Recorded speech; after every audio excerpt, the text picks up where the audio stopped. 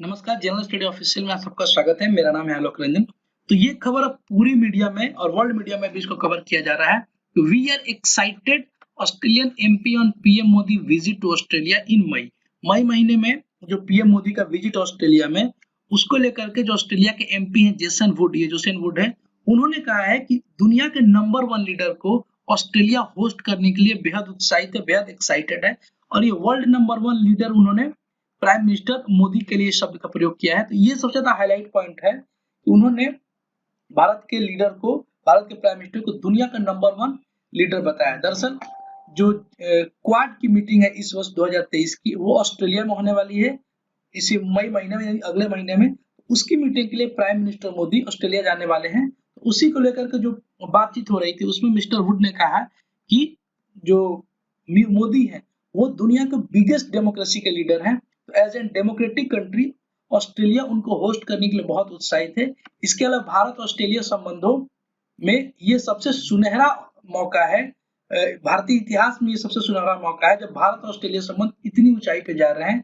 और इसमें उन्होंने मिस्टर मोदी को बहुत क्रेडिट दिया है और बोला है कि उनके प्रयासों से ही भारत ऑस्ट्रेलिया संबंध में इतनी ऊंचाई देखने को मिली है। ठीक है।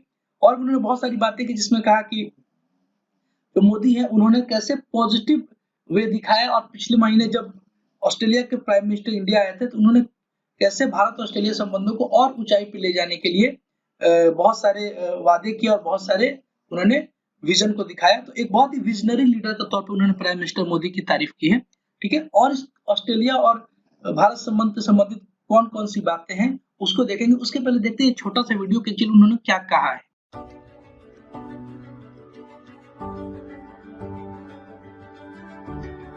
Prime Minister Modi, you've got the biggest democracy in the world. We're very proud to say you'll be coming to Australia and you're doing an incredible job. And can I just say the Australian Indian community is so excited about your visit. I'm excited about it. The wider Australian community be excited about it to have the world's #1 leader coming to Australia. इसके अलावा अब देखेंगे कि Australia का तो focus है कि भारत के साथ कैसे व्यापार को आगे बढ़ाया जाए, क्योंकि भारत एक बहुत बड़ा बाजार है। 1.4 बिलियन पीपल है, दुनिया का सबसे ज्यादा पॉपुलेटेड कंट्री है। इसके लिए एक बढ़ती हुई इकोनॉमी है। तो ऑस्ट्रेलिया के लिए तो ये बहुत पॉजिटिव बात है और बहुत ही विन विन सिचुएशन है कि वो भारत के साथ अपने संबंधों को बेहतर करे। लेकिन भारत का क्या क्या पॉइंट होना चाहिए, क्या क्या फोकस होना चाहिए ऑस्ट्रेलिया के साथ संबंधों को प्रगाढ़ करने में, उस पे इस बार जब मोदी जाएंगे मई में तो इन सब बातों पे फोकस होगा। तो सबसे पहला फोकस होगा मुक्त व्यापार समझौते को और विस्तार दिया जाएगा। जो फ्री ट्रेड एग्रीमेंट ऑस्ट्रेलिया के साथ, उस पर जितने भी प्रगति हुई है तो लगभग 60% मामलों में free trade agreement Bharat Australia का साइन हो चुका है। लेकिन उसको और विस्तार देने की जरूरत है। और ज्यादा प्रोडक्ट पे और ज्यादा क्षेत्र में जो ऑस्ट्रेलिया में भारतीय प्रोडक्ट पर ड्यूटी लगती है उसको कम करने की, उसमें रियायत देने के लिए बात होगी ताकि मुक्त व्यापार समझौता पूरी तरीके से लागू हो सके। ठीक है। तो ये एक फोकस रहेगा प्राइम मिनिस्टर मोदी का जब अगले महीने ऑस्ट्रेलिया जाएंगे। इसके बाद जो द्विपक्षीय व्यापार है, मतलब द्विपक्षीय बायलैटरल जो ट्रेड है, उसको बढ़ाने पे और ज्यादा बल दिया जाएगा। इस फाइनेंशियल ईयर में भारत और ऑस्ट्रेलिया का जो ट्रेड वो लगभग $27 बिलियन के आसपास रहा है। ठीक है। और इसको दोनों देश बढ़ा करके $50 बिलियन तक ले जाने पर सहमत है और इसके लिए वो लोग प्रयासरत हैं। हालांकि भारत ऑस्ट्रेलिया व्यापार का जो पोटेंशियल वो लगभग $100 बिलियन के पास है। तो इन सब चीजों को भी, इन सब पोटेंशियल पे जो भी फील्ड है उस पर भी बात करने पे बल दिया जाएगा। इस जो टॉक है प्राइम मिनिस्टर मोदी का और ऑस्ट्रेलियन प्राइम मिनिस्टर का जो मई महीने में होगी। देखिए, भारत का एक बहुत बड़ा टारगेट है कि 2030 तक भारत का जो एक्सपोर्ट है उसको $2 ट्रिलियन यानी $2000 बिलियन तक पहुंचाना। मौजूदा फाइनेंशियल ईयर में $760 बिलियन भारत का एक्सपोर्ट है। तो अगर भारत को अपनी इस टारगेट को पूरा करना है तो द्विपक्षीय व्यापार हर देश के साथ बढ़ाना होगा। फ्री ट्रेड एग्रीमेंट को बहुत इस तरीके से लागू करना होगा ताकि भारतीय बाजार से एक्सपोर्ट बढ़ सके। तो इन सब चीजों पे भारत के प्राइम मिनिस्टर का जरूर फोकस होगा। अगला जो फोकस पॉइंट होगा वो है कि कार्य और शैक्षणिक वीजा में आसानी। भारत के बहुत सारे वर्कर ऑस्ट्रेलिया में जाकर के काम करते हैं, तो उनके लिए जो वीजा में पाबंदियां हैं उन पाबंदियों को और आसान करना, और सारे सेक्टर में जो वर्कर है उनके लिए वीजा खोलना, इस पे बात होगी। इसके अलावा जो बच्चे पढ़ने जाते हैं भारत से ऑस्ट्रेलिया लगभग 1 लाख लोग पढ़ने जाते हैं, बच्चे पढ़ने जाते हैं, तो उनके लिए और आसानी करना, उनके वीजा में और आसानी करना, इस पे बात होगी। इसके अलावा ऑस्ट्रेलिया के जो बहुत सारे इंस्टीट्यूट है अच्छे-अच्छे, उन इंस्टीट्यूट को भी भारत में आमंत्रित करें ताकि वो भारत में आकर निवेश करें और भारत में आकर के अपने इंस्टीट्यूट खोले ताकि भारत की शिक्षा व्यवस्था और बेहतर हो सके। उस पर ही बात होगी।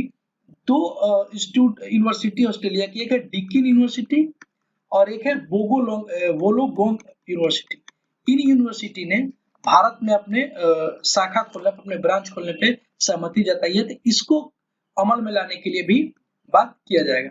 इसके अलावा मेड इन इंडिया आर्म्स है, जो मेड इन इंडिया हथियार है, उसके एक्सपोर्ट पर बल दिया जाएगा। ठीक है, ऑस्ट्रेलिया एक बहुत बड़ा बाजार हो सकता है भारत के मेड इन इंडिया आर्म्स को एक्सपोर्ट करने में, और अगर ऑस्ट्रेलिया का बाजार भारत को मिल जाता है, इससे पूरी दुनिया में भारत के जो हथियार है उसकी भरोसा बढ़ेगा, और भारत का जब आर्म्स का एक्सपोर्ट बढ़ेगा तो भारत में आर्म्स की मैन्युफैक्चरिंग और बढ़ेगी, बहुत सारी कंपनियां आएंगी, तो ये आत्मनिर्भर भारत के सपने को साकार करने में भी मदद मिलेगी। इसके लिए एक 2022 में एक एग्रीमेंट साइन हुआ जिसको बोलते हैं MLSA एग्रीमेंट। इसका मतलब होता है म्यूचुअल लॉजिस्टिक सपोर्ट एग्रीमेंट। ठीक है, ये अगर ये 2022 में ही साइन हो चुका है, लेकिन इसको अमल में लाना जरूरी है। ये आने से जो मेड इन इंडिया आर्म्स है उसके लिए ऑस्ट्रेलियाई बाजार और खुल सकेगा। जो अगला पॉइंट है वो है सामरिक संबंधों को और मजबूत करना। सामरिक संबंध होता है स्ट्रेटेजिक जो रिलेशन है उसको और इम्पोर्टेंट और मजबूत करना। दरअसल बात यह है कि भारत और ऑस्ट्रेलिया के लिए जो सबसे बड़ा चैलेंज है वो है चाइना। देखिए इस मैप से समझते हैं, ये है अपना प्यारा भारत, ये ऑस्ट्रेलिया और ये है चाइना और ये इंडियन ओशन। ठीक है, तो इस क्षेत्र में अगर भारत और ऑस्ट्रेलिया को अपनी हेजेमोनी बनाकर रखनी है तो चाइना को कंटेन करने के लिए, क्योंकि चाइना अपने सारा व्यापार इसी रूट से करता है, थोड़ा बहुत व्यापार ऊपर से करता है, क्योंकि यहाँ बहुत ज्यादा ठंड रहती है, बर्फ जम जाता है तो यहाँ से ट्रेड करना मुश्किल होता है। तो चाइना चाहता है कि इन क्षेत्रों पे वो अपना वर्चस्व जमा ले, तो इससे भारत, न सिर्फ भारत का बल्कि ऑस्ट्रेलिया का, इवन यहाँ पे देखिए जापान एक देश है इसका, क्योंकि ये भी अपना ट्रेड इधर से करता है, और ये यूनाइटेड स्टेट्स ऑफ अमेरिका ये भी अपना ज्यादातर ट्रेड इसी क्षेत्र से करता है। तो अगर इस क्षेत्र पे अपनी पकड़ बनाए रखनी है तो ऑस्ट्रेलिया और भारत को एक साथ आना होगा, एक साथ कोऑपरेट करना होगा, तभी जाकर के तीसरे दुश्मन से हम लड़ पाएंगे। और वैसे भी इंटरनेशनल रिलेशन में जो दुश्मन का दुश्मन दोस्त होता है, तो चूंकि ऑस्ट्रेलिया और भारत के संबंध अच्छे नहीं है, ऑस्ट्रेलिया और चीन के भी संबंध अच्छे नहीं है, तो इसलिए ऑस्ट्रेलिया और भारत एक अच्छे दोस्त के रूप में साथ आ सकते हैं। और इन संबंधों को और मजबूत करने के लिए जो क्वाड है, ठीक है ना, जिसमें 4 देश हैं, यूएसए है, जापान, ऑस्ट्रेलिया, भारत है, ये चारों मिलकर के भी एक साथ काम कर सकते हैं, जिससे चाइना को काउंटर किया जा सकता है। तो इस तरीके से जो सामरिक संबंध है उसको मजबूती देने पे काम किया जाएगा, और इसमें ऑस्ट्रेलिया भी बहुत ज्यादा एक्साइटेड है, क्योंकि ऑस्ट्रेलिया के लिए भी जरूरी है, भारत एक्साइटेड है क्योंकि भारत के लिए भी जरूरी है। ऑस्ट्रेलिया में टेक्नोलॉजी है, भारत के पास पैसे हैं, तो दोनों अगर मिक्स हो जाए तो ये अच्छा कॉम्बिनेशन बन सकता है इंडियन ओशन में अपनी मजबूती बनाए रखने के लिए। ठीक है, तो इन सारे विषयों पे फोकस होगा। अब देखते हैं प्राइम मिनिस्टर जाते हैं तो इनमें से किन किन विषयों पे अमल दमल किया जाता है या फिर किन विषयों पे बातचीत होती है। इसके अलावा भारत ऑस्ट्रेलिया संबंधों को लेकर कई चुनौतियां भी हैं। जैसे एक चुनौती है अडानी कोयला खदान को लेकर के। जब से अडानी ग्रुप को कोयला का वहां पे टेंडर मिला है कोयला एक्सट्रैक्ट करने के लिए, तब से वहां बहुत सारे जो पर्यावरणविद है, बहुत सारे एक्टिविस्ट हैं, उन्होंने ये विवाद कर दिया है और एक तरीके से प्रोटेस्ट करना शुरू कर दिया है कि उनका कहना है कि जो अडानी को कोयला खदान मिला है वो बहुत सारे सरकारी नियमों की अवहेलना करके मिला है। ठीक है, उसको सरपास करके मिला है और इससे इन्वायरमेंट को नुकसान होगा, तो इसलिए वो इसका विरोध कर रहे हैं। हालांकि ऑस्ट्रेलियन गवर्नमेंट इस पे बहुत काम किया है और वहाँ के एक्टिविस्ट को बहुत हद तक कन्विंस कर लिया है, तो ये एक अच्छी खबर है। लेकिन ये एक चिंता का विषय है जिसको प्राइम मिनिस्टर मोदी इस पे भी जरूर बात करेंगे। अगला है कि ऑस्ट्रेलिया में काम करने के इच्छुक जो भारतीय कामगार हैं और छात्र हैं, उनके वीजा प्रतिबंधों को लेकर चिंता व्यक्त की गई है।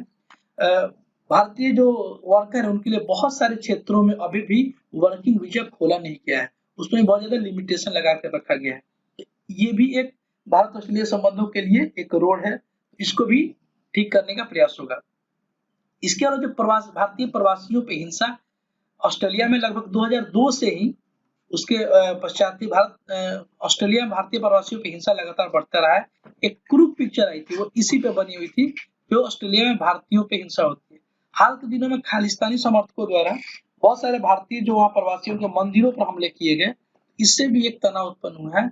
भारत सरकार का ये मानना है कि ऑस्ट्रेलियन गवर्नमेंट को इस पे और ज्यादा काम करने की आवश्यकता है। ठीक है, तो ये सारे मुद्दे थे भारत और ऑस्ट्रेलिया संबंधों को लेके, प्राइम मिनिस्टर मोदी के विजिट को लेके।